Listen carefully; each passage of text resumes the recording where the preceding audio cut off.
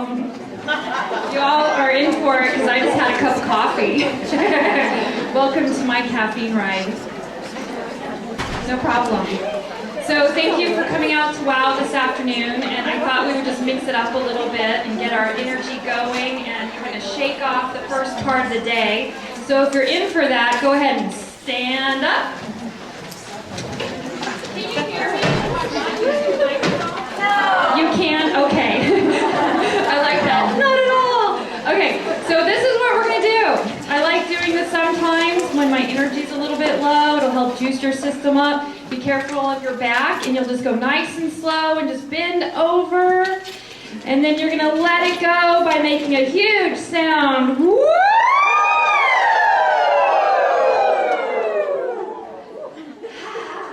Now let's get obnoxious. Let's let the other room hear us. You ready? Woo! One more time. Woo! And now that we're feeling juicy, let's send out a little love to Dr. Leslie, Jenny, and the Angel team. It takes a lot organizing events like this.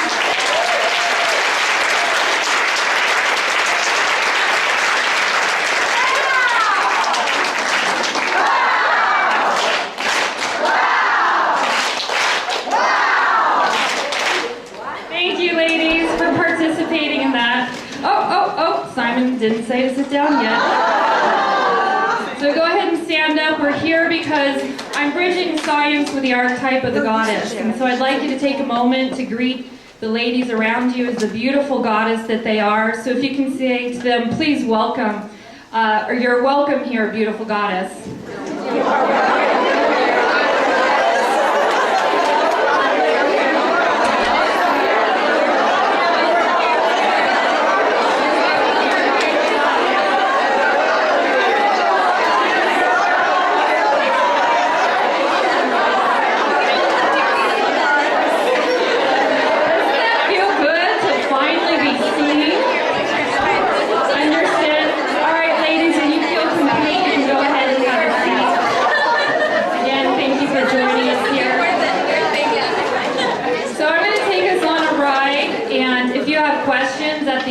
Presentation, please find me out in the hall and we'll deepen into conversation one-on-one.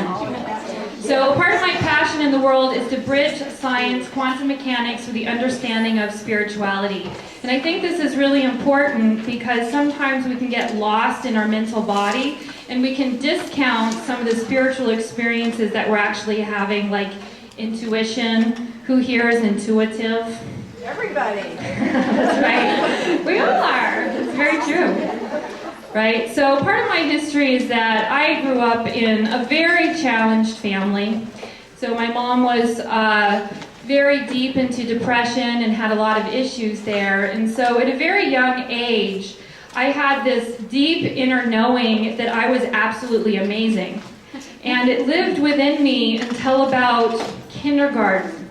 And all of a sudden, I noticed, very aware, that I felt like I was losing myself. And so I joined a lot of sports, a lot of activities, got a lot of accolades, had great friends, but still how I was perceiving myself was getting lower and lower. And by the time I hit high school, I was all about, having a beer and a cigarette and, hanging out, and I was definitely a bad girl. But that's okay, I survived. Okay, we all have the process that we move through. By 15, I went to Al-Anon to try and understand my mom's addiction. By 17, 18, I was already exploring metaphysics due to my own intuitive skills and what was happening in my world. By 19, 20, I was doing my undergraduate work in counseling psychology. Growing myself became my passion, my hobby, everything, right? So as you can imagine, you start deepening very intimately into your spiritual path. So what I want to share here with you today is how is it so? How is it possible? And we're going to do that by talking about quantum mechanics.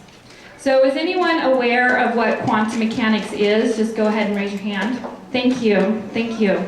So quantum mechanics is actually very important to understand because the question isn't, is it a quantum mechanics world? It is a quantum mechanics world. The question is, how are you going to relate to the world around you given that truth. Okay, so quantum mechanics is the study of subatomic material and how that material functions. Okay, so we all know the equation, Einstein's famous equation of E equals mc squared. Yes, and so that basically is talking about everything in the universe is made up of the same fundamental energy. And back in the day, there was this big debate in like the 1920s, and the debate was, well, does that energy come in the form of a wave or a particle? Okay, and basically what they understood from the Copenhagen interpretation, that both were actually true. That energy comes in the form of a wave until you place perception on it. And once you place perception on it, it condenses into a particle. So what you can understand from that is that your perception of who you are and the environment around you has a direct impact on your reality in the world around you. So that's actually kind of really good news, right? Especially for my situation, because I knew that I wanted to step out of where I was and into something different. Okay, so all it takes is a little applied consciousness, applied focus. So I'm going to deepen into the quantum mechanics understanding. And so this was an incredible study done at Princeton University. And basically what they did was they developed a computer program that had a random event generator in it. And they developed this program to spit out ones and zeros, ones and zeros, ones and zeros. So if you have a random distribution of ones and zeros, then you would basically have 50 ones and 50 zeros, give or take a couple, right? So what they did was they put someone, let's say it was on a Monday, between 10 and 11 o'clock, and they sat them in front of the computer, and they said, think about ones. 1, 1, 1, 1, 1, 1, 1, that this computer program is going to spit out more ones. So that's all that person did for that entire hour, and guess what? More ones. And not just a little bit, but it was statistically significant. That person was having a direct impact on that program. So they thought, wow, right? So in the quantum realm, there's no such thing as time. So they thought, well, if you can do it in that moment, then you certainly can do it into the future, right? So they had somebody on Monday focus out on Wednesday between the 10 and 11 o'clock hour, and guess what? There was more ones. It was totally statistically significant, which means our thoughts, our intentions travel into the future. So pay attention to the stories that you're telling yourself. You're having a direct impact. Okay, so then they thought, well, if we can send it into the future, then we should be able to send it back into the past, right? Well, guess what? They did that experiment and it was statistically significant. That's really good news too. So for those of us who've grown up in maybe challenged environments and we've anchored in limiting beliefs about who we think we are, right, based on our loopy logic, and trust me, as children, we definitely have loopy logic. That's what I like to call it. I like to be playful with it. So an example of loopy logic is the president lives in the White House. I live in a White House, therefore I'm the president. And that's not the case, right? So if you had, let's say, a father who drank a lot, and when he drank, he got really angry at you, and your story was that somehow you were unlovable, and you anchored that in as a part of your truth, a part of your perception, guess what? That's how it shows up in your environment around you. The bigger truth is that Dad had bad coping skills, right? Had whatever pain was going on in his world and was managing in the way that he could, not very effectively. So when you get in there and you start unraveling the loopy logic, that's where great change can happen. So I'm going to share with you one more study, because I love this study. Okay, so Well, actually, before I share that study, what I really want to anchor in from what I just shared from the Princeton study was that we're actually powerful beyond measure. That you are powerful beyond measure. So if you have any loopy logic going, I'm going to give you some skills here in a little bit on how to address that. So you can start creating shift in your own consciousness and start connecting into the divine being that you actually are. Okay, so now I'm going to go to the Stanford study. So this Stanford study was done in 1972, and it was by a gentleman, Philip Zimbardo. And basically what they did was they brought in 24 Stanford students, and they randomly assigned who was going to be an inmate and who was going to be a guard. And they built a prison-like simulation in one of their basements. And they got a huge grant from the government, and the government basically wanted to see the ramifications of being incarcerated. So they were doing this big study. So 36 hours in, guess what was happening? Domination, emotional abuse, physical abuse. Inmates were relating to this, curled up in fetal position, crying on the floor. Okay? Very intense, very intense.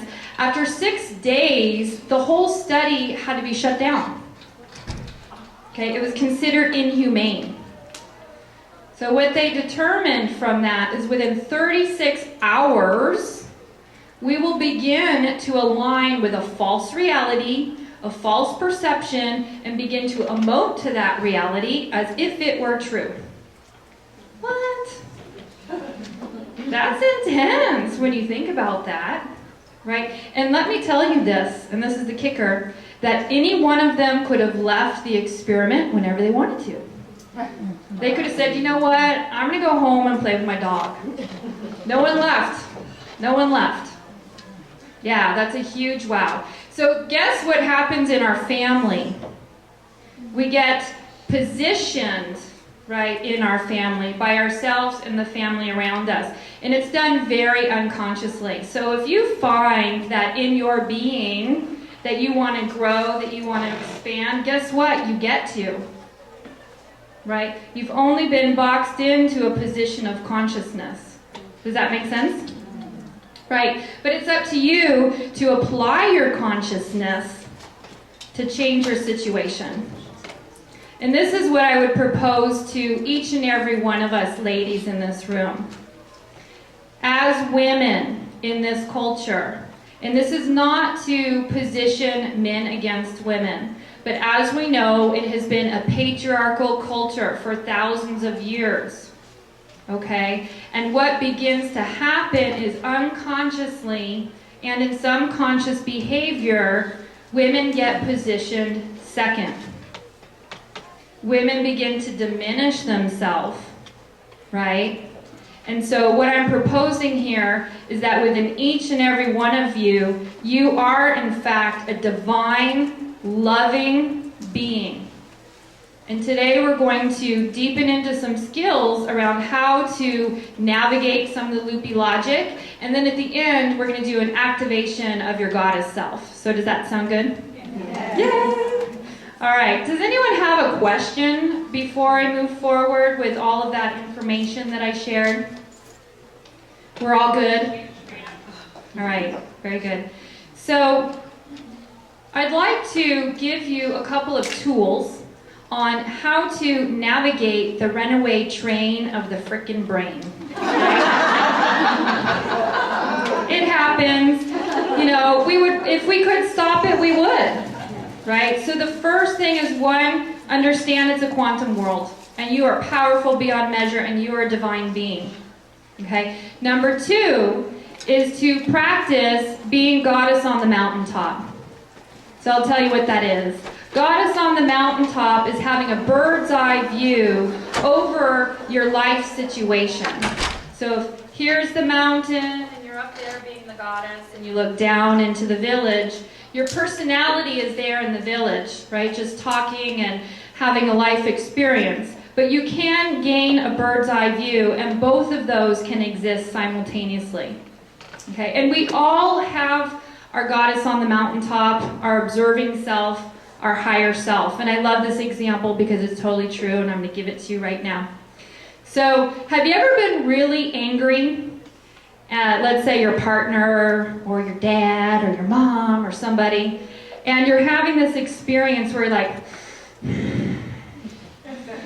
and they're saying that thing, and all of a sudden inside of you grows this anger and this frustration, and you want to say that thing, that zinger that you know is just going to tag them and get them, and then you're going to feel really good because you're right. Right? So you're sitting there, and this little voice comes in and says, oh, no, no. Don't say that thing. It's not going to be a good situation. That's your goddess self. That's your higher self coming in. But then you say that thing anyway. Right? I've done that. Sorry, honey. Right? And we don't mean to. It's just we're really hooked in. Right? But that's a choice point. We all have our choice points in consciousness. And if you can strengthen that aspect of you, you're going to get more intuition, more awareness around the runaway train, and then you can actually take action and shift that pattern. These are just patterns of thought and patterns of energy, which ultimately lead to perception, and you can shift all of that and create something new. Okay, so know that you have a goddess self on the mountaintop. Right, and the next thing is to thought stop. Okay, so the brain wants to get in there and say, oh yeah, but he's a schmo. He's done this, this, and this, and this, and this, and oh, I'm right, and I can do this, and you want to get in on that train. Right, but you can actually stop that process. One, by observing and understanding that you're on the train.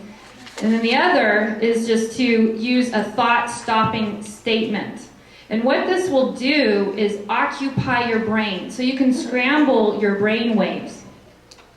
Okay? It could be a mantra. You can chant if you'd like to. I love chanting. So I'm a spiritual teacher, and I've been a spiritual teacher, now professional speaker and community leader for 14 years now. And chanting is it's delicious to me in my soul. Right? So if you want to chant Om, that'll occupy your brain. It'll also shift your energy field. If that feels uncomfortable to you, just say one word or one sentence over and over again. Okay? So let's practice that. Does that sound good? Mm-hmm. Right. Let's say, I'm a goddess. Let's do that. And we're going to say this really loud and obnoxious like we did at the beginning. Because that's fun. We like using our voice. So out loud, let's all go to our growing edge. We're simply going to say as fast as possible, I'm a goddess, I'm a goddess, I'm a goddess, I'm a goddess. But before you do that, I want you to try and think of something that's upsetting you. No. We don't want to go there. Let's think of, just try and think of something.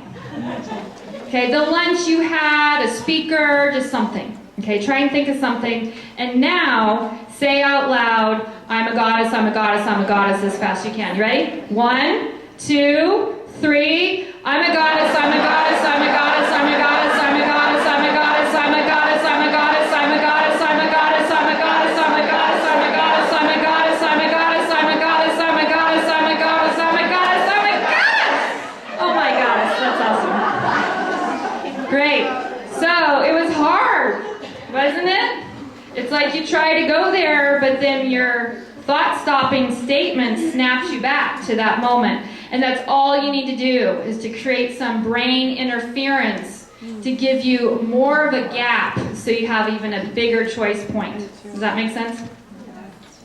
From that choice point, you can then deepen into your process.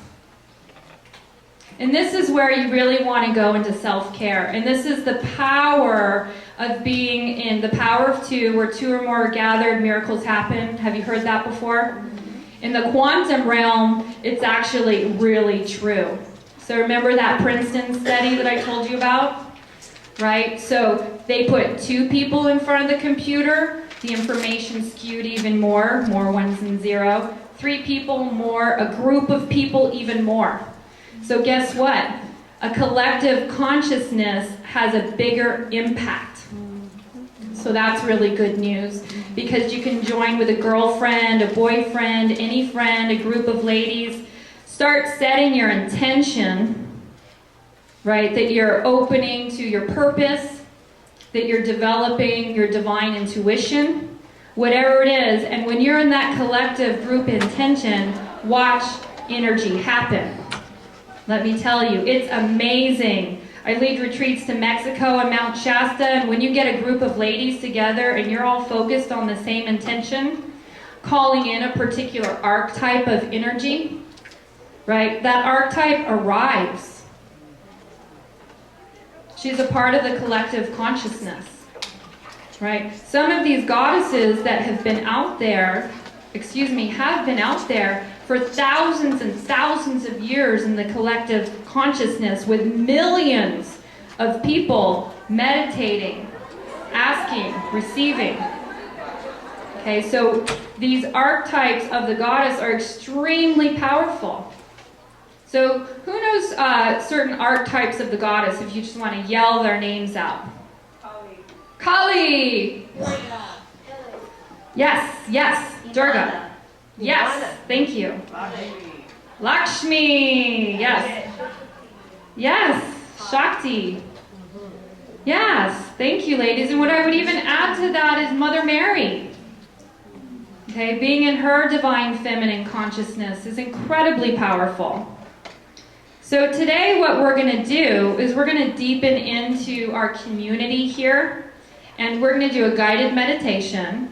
And if it feels comfortable to you, just surrender to that part of you that would like to receive an awakening experience in your own consciousness, and will guide you to connect in with your own divinity. Sound good? How are we doing on time?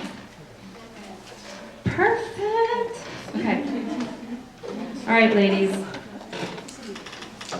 So you can go ahead and close your eyes. Allow yourself to get comfortable in your chair there, knowing that we are all sacred sisters here, connecting in our collective consciousness. And as you follow your breath in, you can think to yourself, I am. And as you let the breath out, you can think, relaxing. I am relaxing. I am relaxing. And with each and every breath, you simply find that you're relaxing even more. It's easy. It's natural. And as you continue to follow your breath inward now, you can give yourself permission to be as creative as you need to be.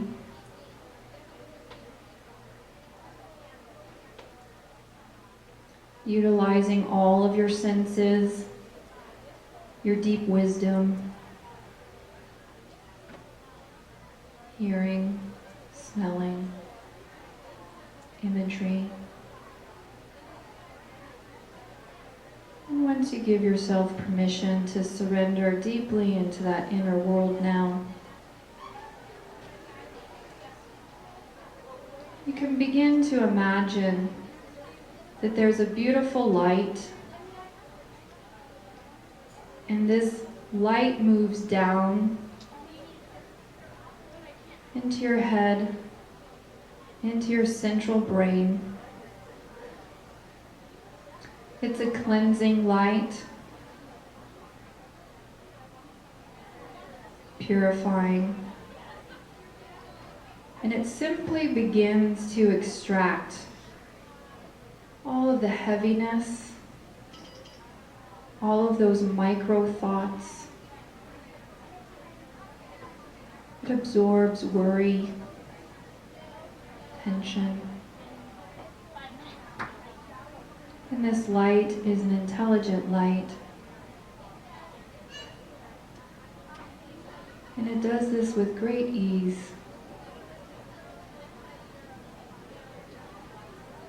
And this light begins to slowly move down your spinal column.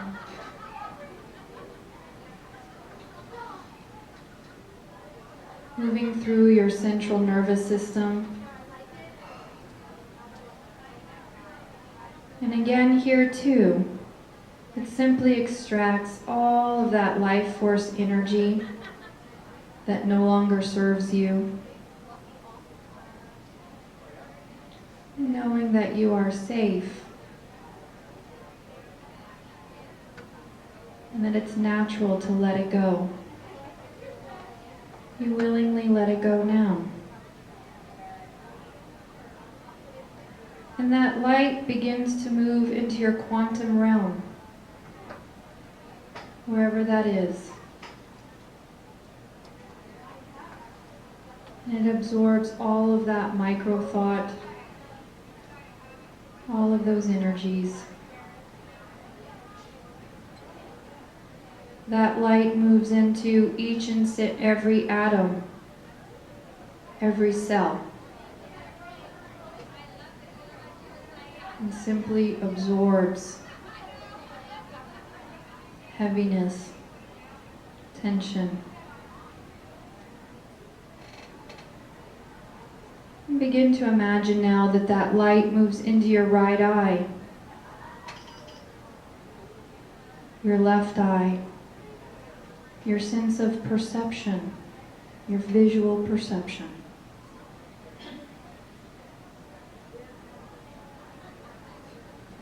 And here too you can release.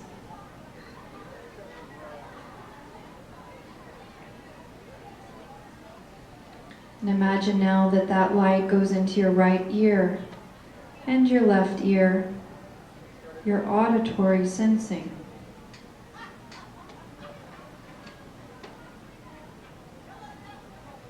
And this light moves deep into your sense of smell now,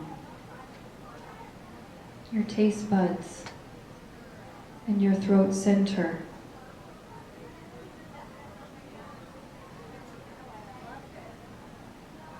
And as that continues,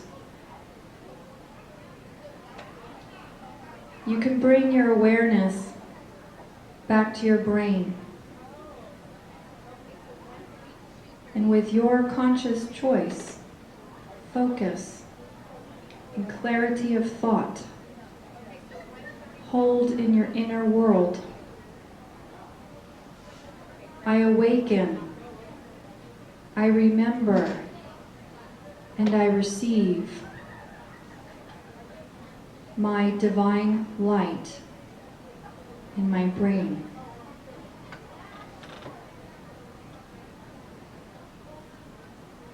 I choose it. I allow it.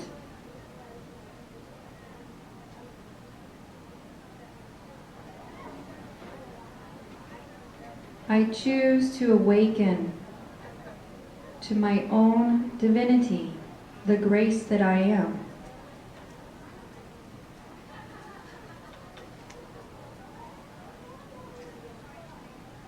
And allow that intention to move slowly down your spinal column, your central nervous system. I awaken, I remember, and I receive my divinity. It's natural. It's easy. It is simply a state of consciousness.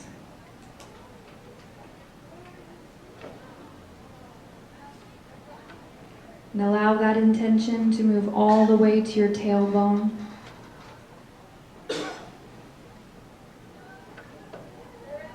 And bring your awareness now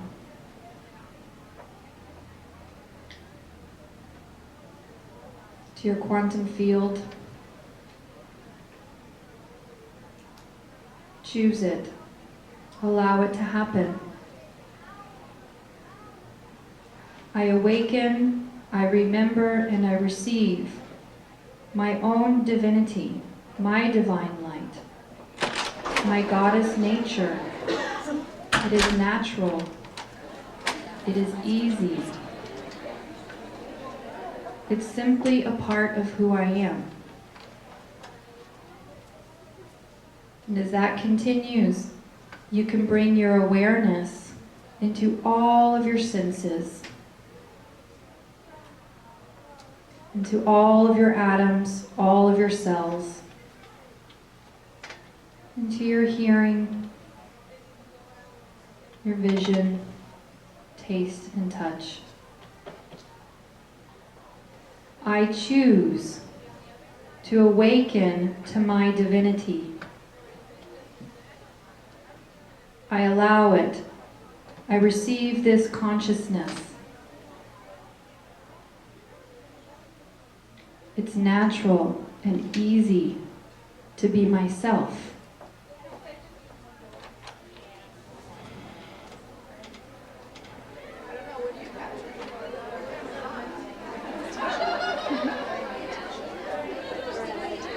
And then slowly bring your awareness back into the room, back to your chairs,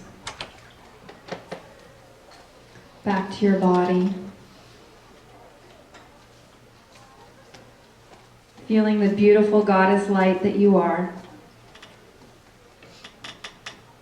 And know when you leave here today that you have begun the steps to set your intention, to change your perception, to change your consciousness, to begin to unravel those outdated stories and step in. It is a quantum world, and you are that powerful. Okay, thank you, ladies.